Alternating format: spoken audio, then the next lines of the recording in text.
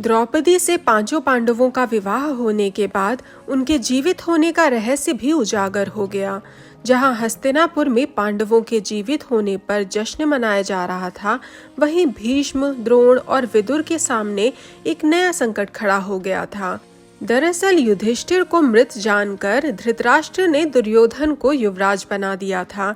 अब एक ही राज्य में दो युवराज कैसे हो सकते थे? इसलिए भीष्म, द्रोण और विदुर की सलाह पर धृतराष्ट्र ने राज्य का विभाजन कर दिया। दुर्योधन को मिला हस्तिनापुर और पांडवों को मिला खांडवप्रस्थ।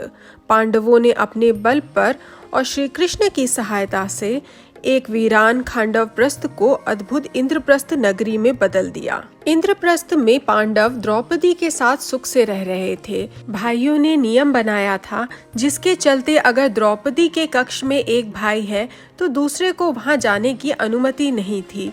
नियम तोड़ने का दंड था 12 वर्ष का वनवास। एक रोज कुछ ब्राह्मण अर्जुन के पास सहायता मांगने आए। उनके आश्रम में कुछ लुटेरों ने हमला कर दिया था। अर्जुन को उनकी सहायता करने के लिए अपने शस्त्रों की आवश्यकता थी, पर उनके शस्त्र उस वक्त द्रौपदी के कक्ष में थे। द्रौपदी के कक्ष में युधिष्ठिर पहले से मौजूद थे, इसलिए अर्जुन वहां जा नहीं सकते थे। पर ब्राह्मणों की सहायता करने के लिए अर्जुन ने नियम तोड़ दिया। उस नियम को तोड़ने के कारण अर्जुन को 12 वर्ष का वनवास हो गया। वनवास के दौरान अर्जुन ने कई राजकुमारियों से विवाह किया। वो राजकुमारियां थी नागकन्या उलूपी, मणिपुर की राजकुमारी चित्रांगदा और श्री कृष्ण की छोटी बहन सुभद्रा। 12 वर्षों के बाद जब अर्जुन सुभद्रा को लेकर वापस लौटे, तब पांडवों ने श्री कृष्ण की सलाह पर राजसूय यज्ञ करने का निर्णय लिया। पर उस यज्ञ में एक बाधा थी और वो थे मगध के राजा जरासंध। उस वक्त मगध की सेना को हराना लगभग नामुमकिन था, इसलिए श्री कृष्ण ने एक अनोखी योजना बनाई। वो भीम और अर्जुन को लेकर ब्राह्मण के भेष में मगध पहुंच गए। वहां पहुंचकर उन्होंने जानबूझकर कई नियम तोड़े, जिसके चलते उन्हें बंदी बनाया गया और जरासंध के सामने लाया गया। जरासंध ने जब उनके अपराध का कारण पूछा तो ब्राह्मण भेष में श्री कृष्ण ने उसे उसके सारे पाप याद दिलाए और साथ ही मल्ल युद्ध की चुनौती दे दी। जरासंध ने चुनौती स्वीकार कर ली और अपने प्रतिद्वंदी के रूप में ब्राह्मण रूपी भीम को चुन लिया। भीम और जरासंध में भीषण युद्ध हुआ, जिसके बाद जरासंध की मृत्यु हो गई और पांडवों की एकमात्र बाधा भी दूर हो गई। चारों दिशाओं में पांडवों ने या तो युद्ध या मित्रता के द्वारा अपना परचम लहराया। अंत में युधिष्ठिर का राजसूय यज्ञ अपने अंतिम चरण पर पहुंच गया। उस यज्ञ में देश विदेश के सभी राजा आए। युधिष्ठिर का वैभव देखकर दुर्योधन आग बबूला हो रहे थे। उस राजसूय यज्ञ में एक और इंसान था जिसको अंदर ही अंदर जलन हो रही थी, और वो थे छेदी के राजकुमार शिशुपाल। उन्हें बर्दाश्त नहीं हो रहा था कि पांडव श्री कृष्ण को इतना सम्मान दे रहे हैं। उसने भरी सभा में श्री कृष्ण का अपमान करना शुरू कर दिया। श्री कृष्ण ने शिशुपाल की मां को वचन दिया था कि वो शिशुपाल के 100 पाप माफ करेंगे। जब शिशुपाल के पाप का घड़ा भर गया, तब श्री कृष्ण ने अपना सुदर्शन चक्र निकालकर उसका अंत कर दिया। शिशुपाल की मृत्यु पर कोई विरोध नहीं कर सका। पांडवों की ऐसी शक्ति और शौर्य देखकर दुर्योधन की जलन और बढ़ गई। वापस जाते हुए दुर्योधन ने निर्णय लिया कि या तो वो पांडवों को युद्ध में हराएगा या मृत्यु स्वीकार कर लेगा। तब शकुनी ने अपने भांजे का हित देखते हुए एक तीसरा रास्ता निकाला, द्यूत सभा। धृतराष्ट्र को हठ से मनाकर दुर्योधन ने द्यूत के लिए पांडवों को निमंत्रण भेजा। न चाहते हुए भी युधिष्ठिर ने वो निमंत्रण स्वीकार कर लिया।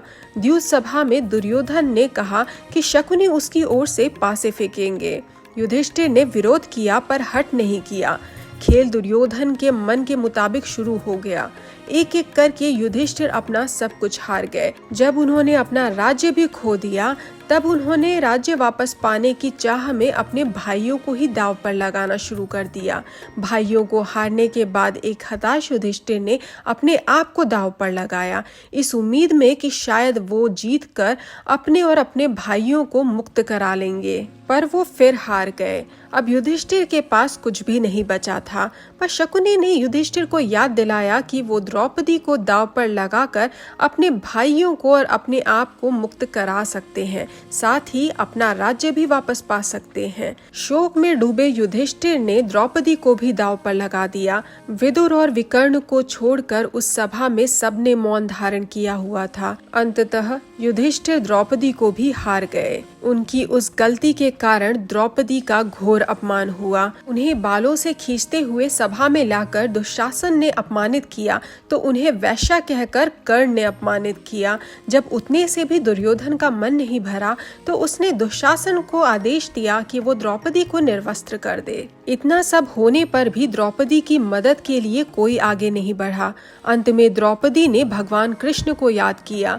उस समय वो चमत्कार हुआ जिसे देखकर पूरी सभा स्तब्ध रह गई।